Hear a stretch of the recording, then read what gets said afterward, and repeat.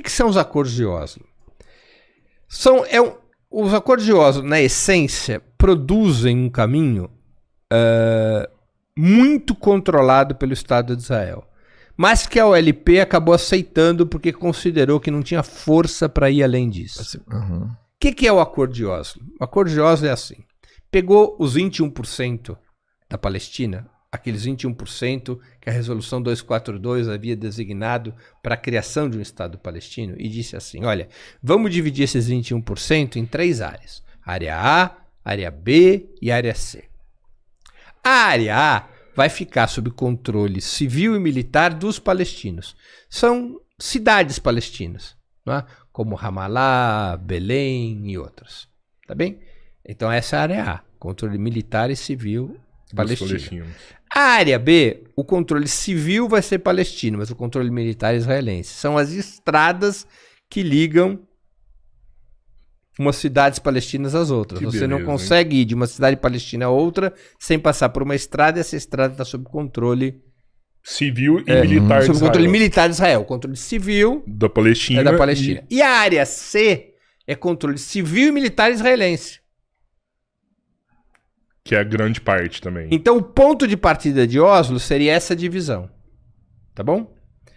Num prazo de 5 anos, deveria ser criado o Estado palestino.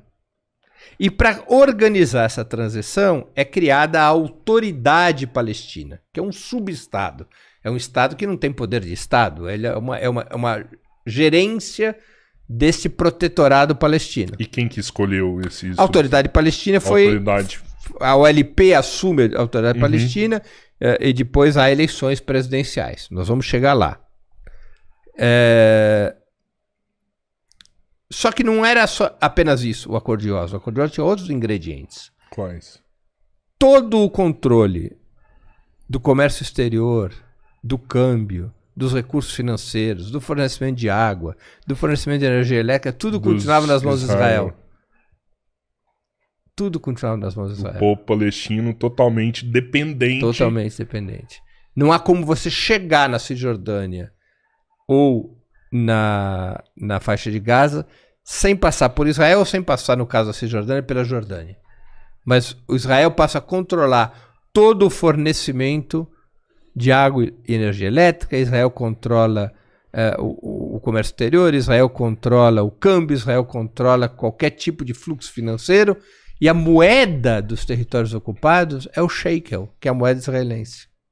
Ô Breno, um parênteses assim, eu acredito pelas histórias que eu já escutei do outro lado, né, do lado dos palestinos, que me parece que Israel nunca ficou satisfeito com esses acordos, ele sempre quis ter 100% do Estado. Claro. E sempre quando acontecia algo assim, para tentar trazer um pouco de igualdade, trazer um pouco de dignidade pro povo palestino, ainda acontecia uma humilhação do povo israelense, assim. Eu já ouvi falar que quando, por exemplo, você precisava entrar num território, se você era um palestino, você era humilhação do povo palestino, totalmente humilhado Claro. ali, escorraçado, visto como... Você não era visto como um ser humano. Claro.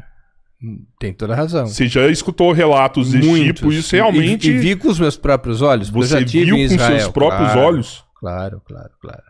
Claro, eu tive em Israel fazendo matéria. Claro. Você sendo tratado como um judeu dentro de Israel. Não, eu como judeu vi a perseguição, a humilhação dos palestinos. Vendo os palestinos sendo humilhados lá dentro. Claro. Muitas vezes. Especialmente no período que eu fiquei em Israel mais tempo fazendo uma reportagem em 2013, eu vi isso de forma constante. Bom, então os acordos de Oslo têm essas características. Essa divisão em 3 áreas, a dependência absoluta dos palestinos em relação ao Estado de Israel. Evidentemente, os acordos de Oslo era Israel comprando tempo. Israel não desejava, nem nunca desejou a criação do Estado palestino. Nem a sua ala moderada, nem a sua ala extremista. À época eu já achava isso. Eu escrevi um artigo sobre os acordos de Oslo numa revista da Fundação Perseu Abramo, chamada Teoria e Debate, que é a revista teórica do PT, em que eu disse isso. Isto é a grande roubada da OLP, aceitar esse acordo. Israel não vai cumprir. E não era uma opinião minha, não sou nenhum luminar. Isso era uma opinião de quaisquer observadores com um mínimo de senso de realismo, porque o regime sionista não aceita a criação do Estado palestino, nunca aceitou. O regime sionista sempre quis ganhar tempo com esses acordos. O objetivo final do sionismo, para algumas alas do sionismo declaram isso abertamente, outras não, vai além da própria Palestina. O objetivo do sionismo, e hoje está claro com Netanyahu e com esses grupos extremistas que compõem o seu governo, o objetivo do sionismo é Eretz Israel, a terra de Israel, ou a chamada Grande Israel. O que é Eretz Israel? Eretz Israel seria o território que o mítico reino de Israel e Judá teria ocupado 1000 anos antes de Cristo. Não existe qualquer comprovação arqueológica de que esse reino existiu. Isso está apenas nos textos religiosos. Aquelas histórias de Davi, Salomão, Saul, isso é tudo da Bíblia. Não serve como prova histórica. A Bíblia não é um relato histórico. A Bíblia é um relato de fé, em que elementos históricos se entrecruzam com elementos de fé, de espiritualidade, de imaginação. Ele tem um outro papel, o texto religioso. É um livro de reflexão, não é um livro científico. Não é um livro científico, é isso. Religião não é ciência. Religião não é ciência. Religião tem um outro papel. Então a Bíblia não é um marco científico. Esse reino de unido de Israel e Judá, não há provas arqueológicas de que ele tenha existido. Mas, segundo os relatos religiosos, esse reino iria do rio Eufrates, onde hoje é o Iraque, até o rio Nilo, no Egito. Em termos geográficos atuais, essa Eretz Israel, a terra de Israel, incorporaria toda a Palestina, toda a Jordânia, todo o Líbano, parte do Iraque, parte da Síria, parte da Arábia Saudita, um naco do Kuwait e parte do Egito. É o que eles falam do rio ao mar. Esse Eretz Israel é o objetivo histórico do sionismo. A Palestina é uma etapa. Ainda falta coisa. Depois tem outros territórios para serem anexados. Não quer dizer que seja um objetivo imediato. Senão a terra prometida não vai acontecer. Netanyahu está acelerando esse objetivo. Acelerando? Porque ele ataca simultaneamente os palestinos em Gaza, ataca o Líbano, ataca a Síria, agora ataca o Irã. Você vê que é um movimento expansionista pelo qual Israel tenta se consolidar como uma potência dominante no Oriente Médio. Já faz parte de um plano, de um objetivo. Pode ser que daqui 30, 40 anos a gente vai ver. Não importa. A gente vai ver esses estados, esses territórios anexados. Mas isso aí, então, é um projeto, vamos entender, do próprio Israel.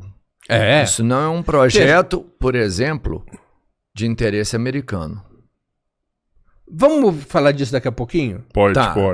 Vamos falar disso daqui a pouquinho. Vamos passar o carro na frente dos bois, não. Porque eu acho que é importante a linha histórica para a audiência nos acompanhar. Porque é a primeira vez que eu estou tendo tempo e oportunidade de explicar toda a linha histórica. Legal.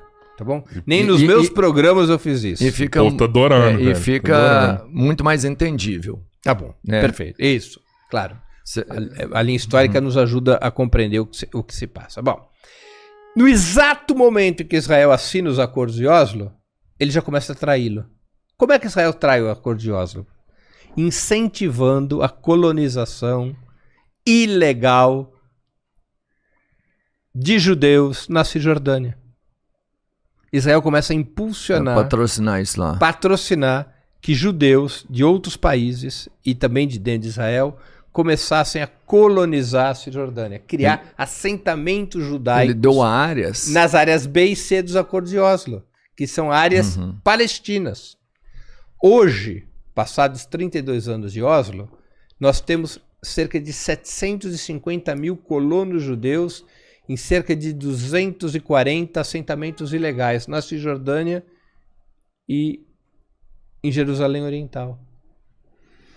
Esses judeus foram protegidos militarmente, financiados, impulsionados pelos governos israelenses. E não só pelos governos da direita sionista, pelos governos da dita esquerda sionista também, porque desde o primeiro momento dos acordos de Oslo, esses assentamentos foram estimulados. Por que eles foram estimulados?